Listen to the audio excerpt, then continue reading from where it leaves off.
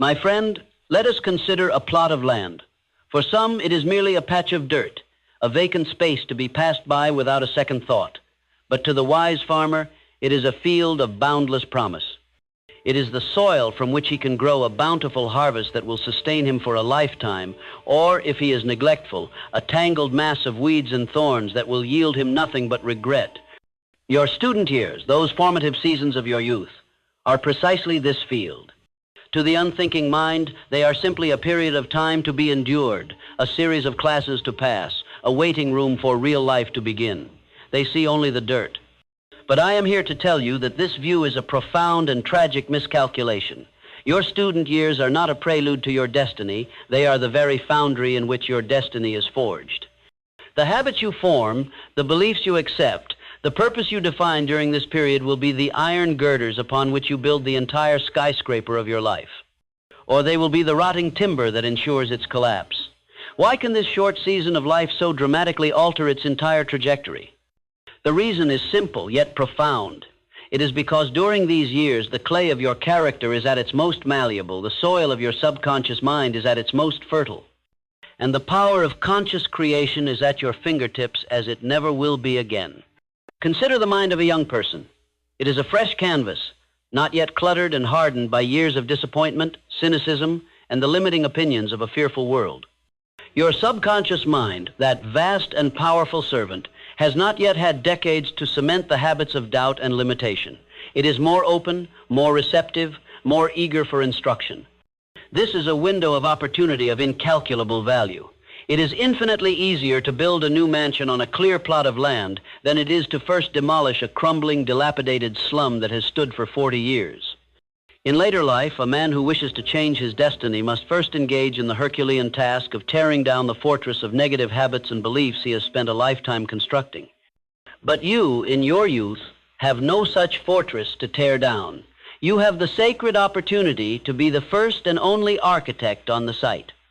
You can lay the foundation of your life upon the solid granite of faith, purpose, and self-reliance before the weeds of fear and indecision have a chance to take deep root. Every thought you think, every belief you entertain, every idea you allow to dominate your mind during these years is a seed planted in the most fertile soil you will ever possess. What seeds are you choosing to plant today?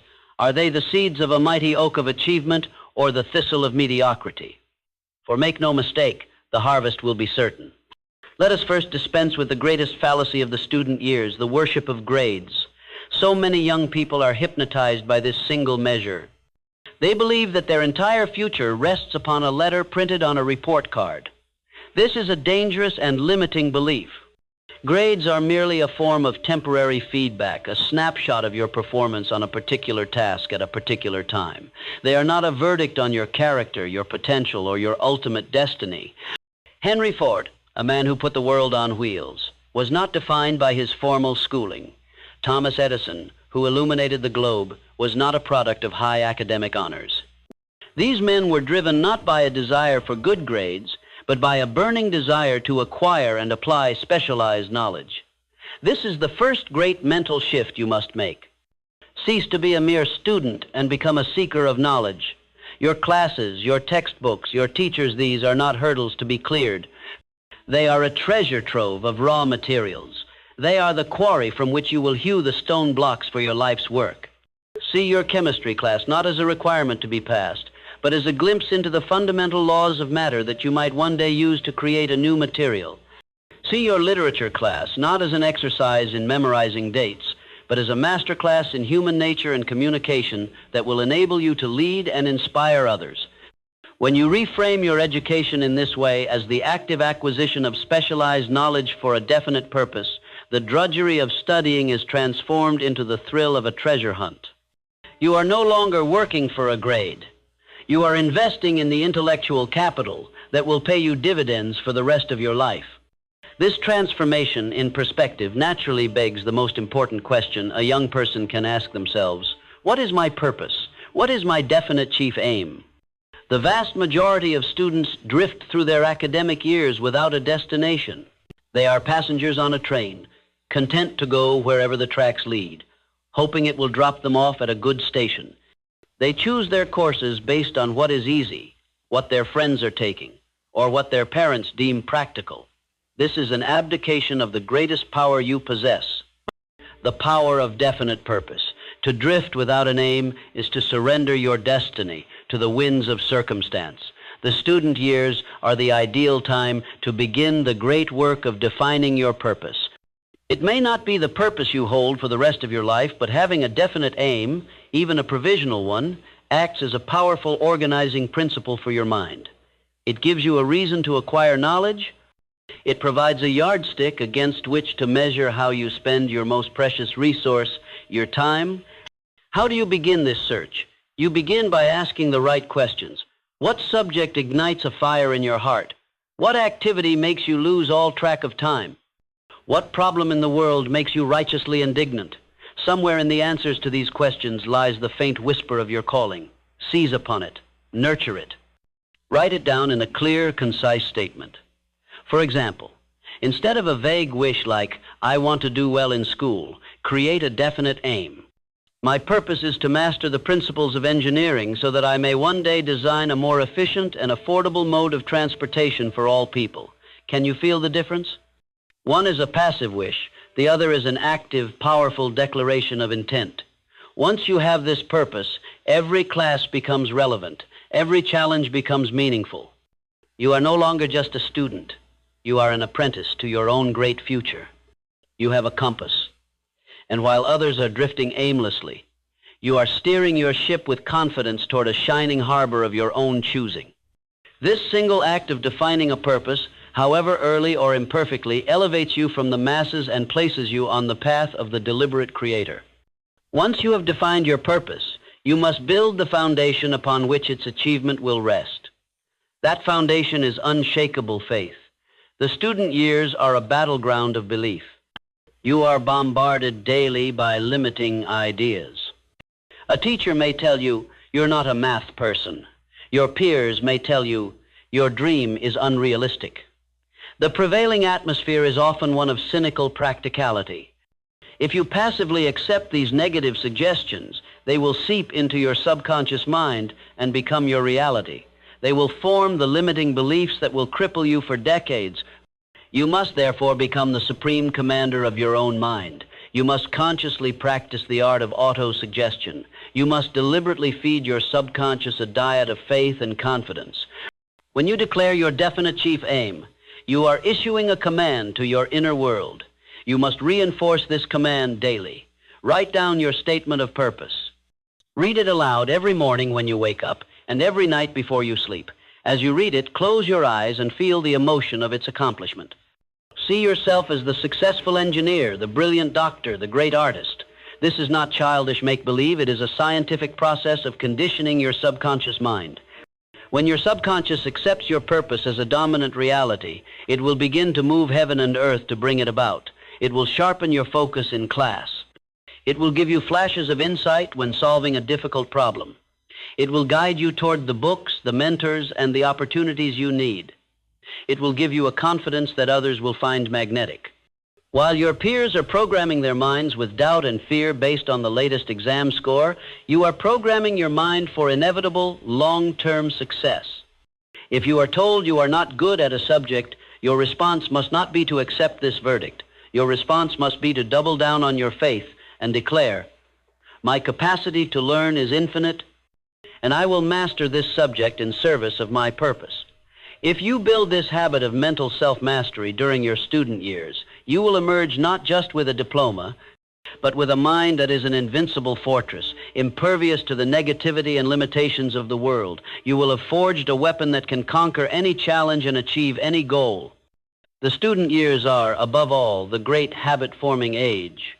The patterns of thought and action you establish now will create the grooves in which your entire adult life will run. You are at a neurological fork in the road every single day. With every choice you make, you are strengthening one of two sets of habits, the habits of failure or the habits of success. Consider the habit of procrastination versus the habit of definite action. The student who puts off studying for an exam until the last minute is not just risking a bad grade, they are forging the habit of indecision and delay. They are training their mind to operate only under the duress of a crisis. This habit carried into adult life is fatal to any great enterprise. The student, on the other hand, who creates a study plan and executes it with discipline day by day is doing something far more important than preparing for a test. They are forging the habit of initiative and self-reliance. They are teaching their mind to be a proactive creator, not a reactive respondent. If you can learn to master your time and your impulses now when the consequences are a mere grade, you will be in a position to master great ventures later when fortunes and destinies are at stake. What about the habit of persistence? School is a perfect, low-stakes training ground for this iron quality of the soul. You will encounter subjects that you find difficult. You will face problems that seem unsolvable. You will receive grades that are disappointing. These are not failures. These are resistance training for your will. The average student, upon hitting such an obstacle, gives up. They conclude, "I'm just not smart enough," and retreat to their comfort zone. They are forming the habit of quitting. The student destined for greatness, however, sees the obstacle differently. They see it as a test. They understand that temporary defeat is not permanent failure. It is merely a signal to change their plan, not their purpose. They will go to the library and find another book on the subject. They will form a study group. They will seek extra help from the teacher. They will try a different approach. They will persist. In doing so, they are building the mental and emotional muscle that will allow them to face the far greater challenges of the business and professional world without flinching. The story of every great achiever is a story of persistence. And for many of them, the first chapters of that story were written in their dogged refusal to be defeated by a difficult subject in school.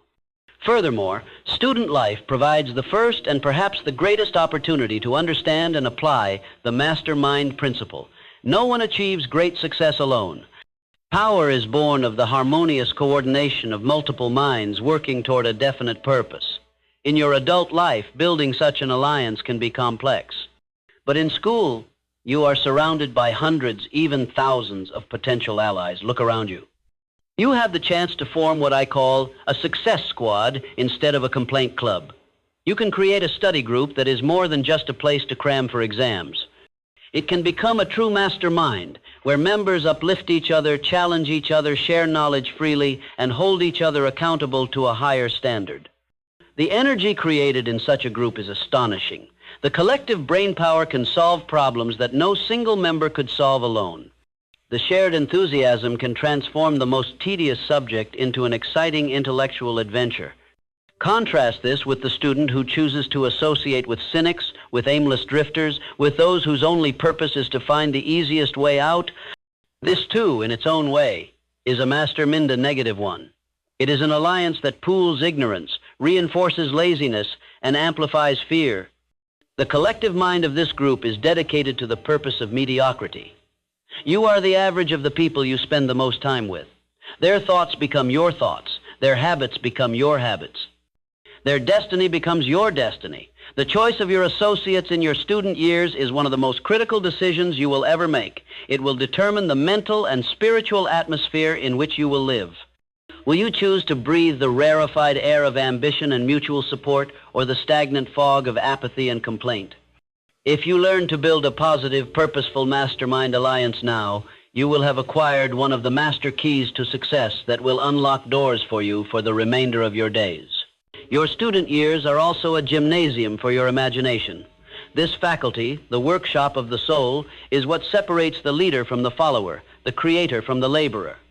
In school, you are given countless opportunities to exercise and strengthen it. An essay is not just a summary of facts.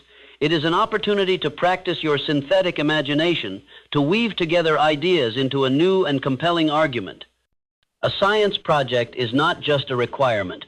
It is a chance to engage your creative imagination, to ask what if, and to devise an experiment to find the answer.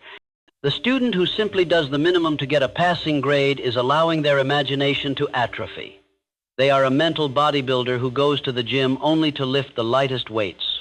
But the student who sees every assignment as a creative challenge, who goes beyond the syllabus, who seeks to connect ideas from different disciplines, that student is building a powerful, flexible, and resourceful mind. They are learning to think, and a person who has learned how to think, how to analyze, how to create, and how to plan is a person for whom there are no limitations. The knowledge you gain in school may become obsolete. The specific facts will fade. But a well-trained, disciplined, and powerful imagination is a tool that will serve you in every endeavor for the rest of your life. Let us also consider the nature of decision. The world is full of men and women who have been shipwrecked on the barren shores of indecision. They wait for the perfect time, for all the facts, for someone else's approval. This habit of indecision is often learned in youth. But the student years offer you a constant stream of opportunities to build the opposite habit, that of prompt, definite decision-making. What courses will you take? What will you major in? How will you budget your time between studying, socializing, and rest? Who will be your friends? These may seem like small decisions, but each one is a repetition that strengthens your decision muscle. The person with a definite chief aim has a built-in filter for these choices. Does this align with my purpose? If yes, the decision is swift. If no, it is discarded. The student who learns to make definite decisions based on their own purpose and to stick with them is developing the hallmark trait of all leaders. They are learning to trust their own judgment and to accept responsibility for their own choices. They will emerge from their schooling not as a timid follower, but as a confident commander of their own ship, ready to navigate the high seas of life with a firm hand on the rudder. And what of failure? The word strikes terror into the hearts of many students. A failed exam, a rejected application, a poor grade, these are often seen as catastrophic events, as evidence of personal inadequacy. This is the breeding ground for the fear of failure, a paralysis that will haunt millions in their adult lives. But I want to offer you a different perspective, a more powerful one. Every adversity, every failure, every heartache carries with it the seed of an equivalent or greater benefit. Your student years are your first university of adversity.